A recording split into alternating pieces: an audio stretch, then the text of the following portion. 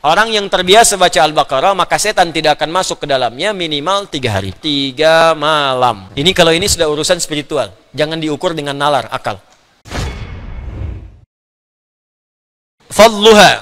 Saya lompat sebentar. Keutamaannya. Amalkan, catat. Keutamaannya, catat. Ini jarang-jarang disebutkan. Sudah?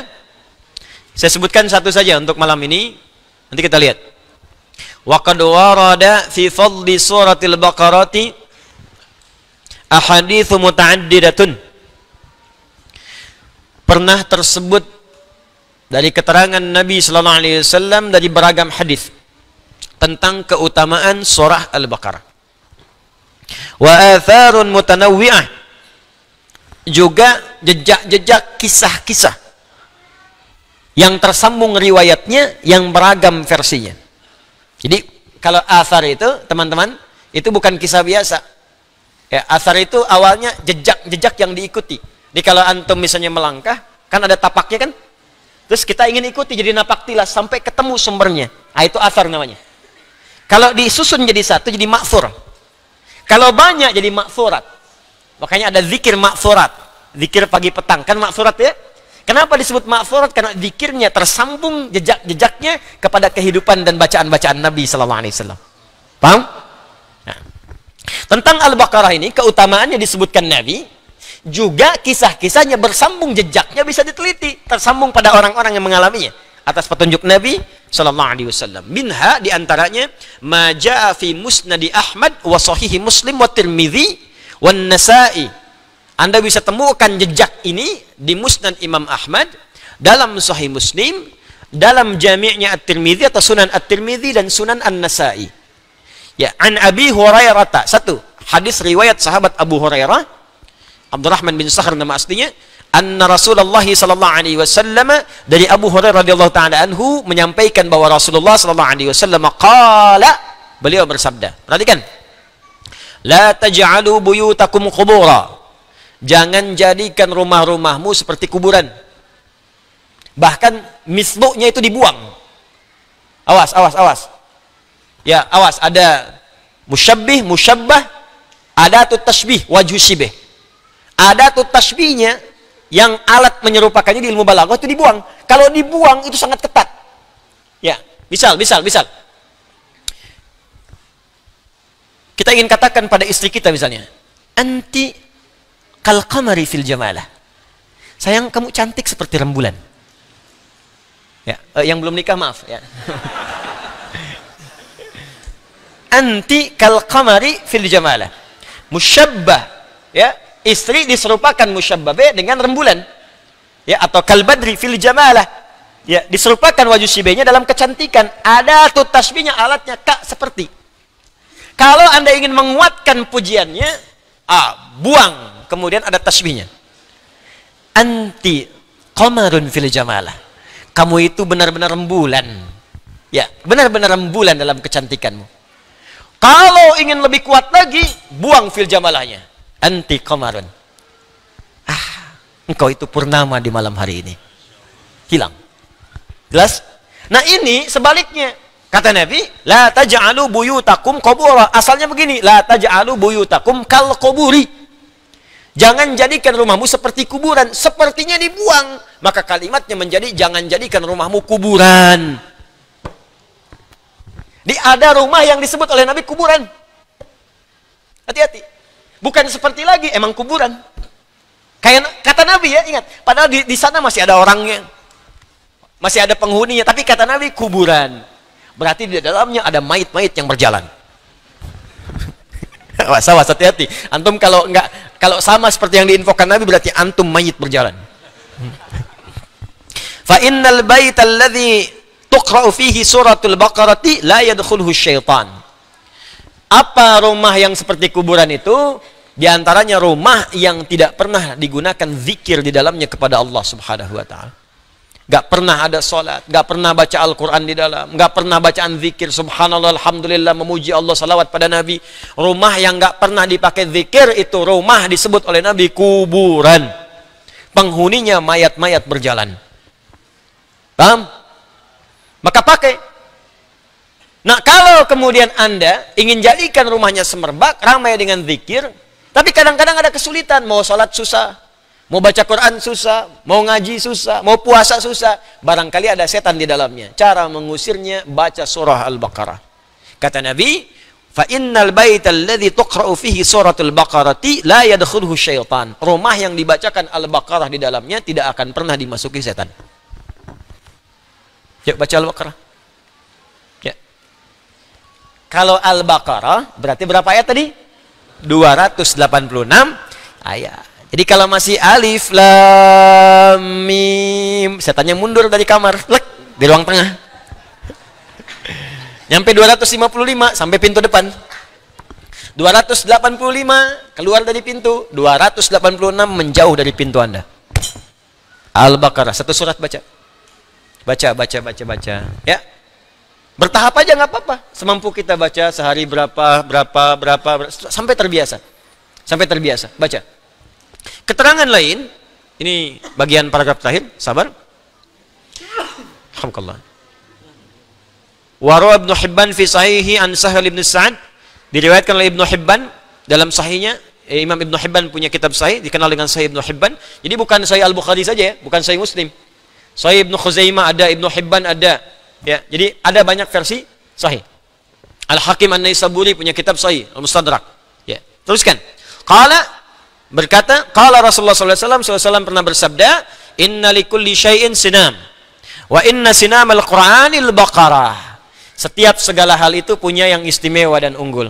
Dan keunggulan Al-Quran salah satunya terdapat pada Al-Baqarah. Jadi disebut oleh Nabi, Al-Baqarah itu sinamul Quran, atau surah yang sangat istimewa dalam Al-Quran. Semua surah istimewa, Al-Baqarah punya keistimewaan tertentu. Apa istimewanya? Kita baca, wa inna man qara'aha fi baitihi lam yadkhulhu syaitanu thalatha layalin. Orang yang terbiasa baca Al-Baqarah, maka setan tidak akan masuk ke dalamnya minimal 3 malam. Wa man qara'aha fi baitihi naharan lam yadkhulhu syaitanu thalathata ayyamin. Kalau dibaca di siang hari, dibiasakan baca, maka tidak akan masuk setan selama 3 hari. Ini kalau ini sudah urusan spiritual, jangan diukur dengan nalar, akal. Ya. Kalau nggak percaya baca aja dulu. Kalau spiritual itu kerjakan dulu baru dapat hikmah. Gini ya, gini. Kalau akal belum bisa nangkap, tangkap pakai iman. Kerjakan dulu, baru datang hikmah. Kalau hikmah datang, akal baru paham. Karena sepanjang akal itu nempel di manusia, sifat manusia terbatas. Ingat ya, sifat dasar manusia terbatas, nggak ada yang sempurna. Contoh, mata nempel di manusia, maka pandangan manusia terbatas. Semakin menjauh, semakin kecil nggak kelihatan. Jelas? Telinga nempel di manusia, maka pendengaran kita terbatas. Sekian hertz terdengar, sekian hertz tidak. Berapa yang terdengar? Ada batasan. Sekian sampai sekian, terlalu kencang, peka telinga. Terlalu kecil, nggak kedengaran, terbatas. Jadi kalau pendengaran terbatas, pandangan terbatas, kenapa akal Anda pengen nggak punya batas? Kan akalnya nempel di tubuh kita. Di sepanjang Anda manusia, pasti akal itu punya keterbatasan. Makanya Allah berikan iman yang tak ditangkap oleh akal, tangkap oleh iman. Jelas? Nanti ketika iman menangkap, hikmah datang. Hikmah itu yang membantu akal untuk memahaminya. Itu poinnya. Jadi kalau Anda belum sholat, jangan hukumi dengan akal lu, sholat dulu. Habis sholat baru ngerti. Sampai ngertinya nggak ingin ketinggalan sholat. Itu caranya. Puasa dulu, baru komen.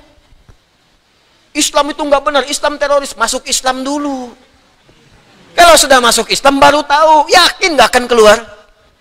Nggak percaya silahkan. Nggak percaya silahkan. Ya. Ya pokoknya kalau nggak percaya silahkan.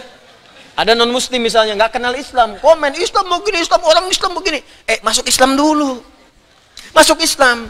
Terus praktekkan Islam sebenar-benarnya, sholat yang benar, puasa yang benar, baca Quran yang benar. Yakin saya nggak akan keluar dari Islam. Nggak percaya silahkan. Jadi kalau ada yang kepada Anda mengatakan Islam nggak benar tuh gini, Mas, tak kenal maka ta'aruf. Ingat, tak kenal maka ta'aruf. Kenalan dulu. Ya. Anda jangan komen tentang handphone kalau belum tahu handphone. Jangan komen tentang TV kalau belum tahu TV. Jangan komen tentang Islam kalau belum tahu Islam. Kalau mau komen tentang satu hal, kenali dulu, datangi, baru tahu. Mau komen tentang Islam, masuk dulu. Masuk Islam dulu. Jangan komentari orang sholat dulu. Ini sudah nggak sholat, komen pada yang sholat. Cara berpikirnya salah. Salah cara berpikirnya. Oh, itu. Berpikirnya yang benar. Ini jilbab begini, pakai jilbab dulu, baru ngerti. Ya, kalau ada laki-laki komen tentang jilbab negatif, jilbabin dulu biar tahu. Pakai dulu, jangan langsung disimpulkan. Jenggot ciri-ciri teroris. Saya berjenggot biasa aja. Lionel Messi berjenggot, Sergio Ramos berjenggot, Neymar berjenggot. Ya, nggak ada masalah. Ya, kenapa Anda jadi masalah? Ya, paham ya? Celana cingkrang ciri teroris, pakai dulu celananya. Baru tahu. Ya. Tuh, kan? Jelas ya? Nah, jadi sekarang kalau nggak percaya, baca dulu Al-Baqarahnya, baca yang benar. Nanti Anda akan rasakan suasana berbeda. Ya, kalau sambil ingin belajar, coba sekarang bacakan di rumah. Kalau belum mampu, baru pelan-pelan, sekarang pasang tilawah di rumah. Saya berani bicara karena saya praktekkan di rumah. Beda Pak auranya lain Bu. Nggak percaya silahkan, buka aja. 24 jam silahkan. Kan sekarang banyak kan, speaker aktif yang macam-macam. Tapi saya ingatkan juga pada para pedagang nih, media sosial nih. Jangan saya bilang begini, bikin speaker merek Adi Hidayat. Saya ini ustadz bukan pebisnis, banyak sekarang orang bikin begitu. Ceramah saya diputar speaker aktif. Ada ceramah, gambarnya Adi Hidayat. Saya nggak tahu benar, sama sekali nggak tahu saya. Pokoknya kalau yang gitu-gitu saya nggak ngerti lah. Yang jualan mushaf, saya nggak pernah jual mushaf. Jadi kalau ada yang jual ini mushaf itu nggak pernah saya. Kalau ada, saya nggak berniaga dengan Al-Quran. Bahkan kelas UAH pun saya nggak mau ngambil apapun. Kalau ada saya yang bikin. Kalau ada buku pun saya mampu saya gratiskan. Kalau memang ada amal soleh, saya suruh infak. Itu kalau Anda infak, saya nggak cerita lah supaya nanti di hari kiamat bisa dilihat. Kalau sekarang dibuka-buka semua itu nanti sebagian ada yang nggak baik. Tapi Anda ketika ada sesuatu infak di buku atau di apapun, saya pastikan pada Anda insya Allah. Di situ ada untuk anak yatim, ada fakir miskin, ada orang-orang yang belajar di luar, ada untuk Islamic Center yang semua wakaf karena Allah Subhanahu Wa Taala. Ada macam-macam. Kalau Anda mau lihat nanti, sebelum wafat akan diperlihatkan, saat masuk kuburan ditempatkan. Kalau pengen cepat lihat silahkan. Ya, itu dulu saja teman-teman sekalian. Nanti yang lain-lainnya, berapa jumlah ayatnya, bagaimana memahaminya, kita pahamkan ini, praktekkan dulu. Setelah itu baru kemudian kita masuk kepada lafaz dan turunan-turunan yang lainnya. Apa kesesuaian dengan Al-Fatihah? Kalau di Al-Fatihah digambarkan secara umum saja. Ada ubudiyah, iya kan na'budu wa iya nasta'in. Ada uluhiyah, alhamdulillahirabbil arrahmanir rahim. Ada tentang kiamat, malik yaumiddin. Bagaimana rinciannya? Maka dirincilah kemudian pertamanya di surah Al-Baqarah. Rincian-rincian, prinsip atau gambaran dasar-dasar umum di surah Al-Fatihah. Insya Allah, detil pembahasan ayat di surat ini akan dimulai pekan depan.